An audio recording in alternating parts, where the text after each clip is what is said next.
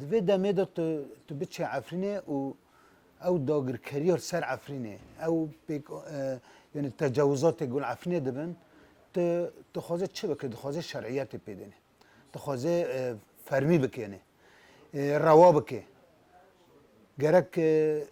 گرک کنه هف موقفها ام حمی کسیونه، هم في موقفی ام شرمزار بکنه. یعنی براستی جراست هم دوین کرد یعنی که قهرمان تکرن لی اما خیانتیج نو مده پر گشتی آستا که بلند تهر دندر منطقه عفنه دا داگر کری و گلسر عفنه تهر روا بکه تهر شرعیت پیده یعنی تاریخ دا تکسی تملتو به ویرانگی نزیک نبینه هجبو ویجم سردان اوی یعنی ام پر شرمزار دکن ام پروتست دکن ام نعلت لوی سردان تینن تی هر بکیرا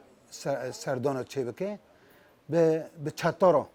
او چطگو بشب و روز تجاوزات العفنی دکن او گو دار ما قد دکن او گو نامیسا ما تجاوز دکن او گو جن و کچن ما دستی خدا ویژن تی هر سردان به وانا بکنه یعنی افتشکینی هزار جاری گرک روزه من علت الویاکینن و ام قبول نکن ویاکه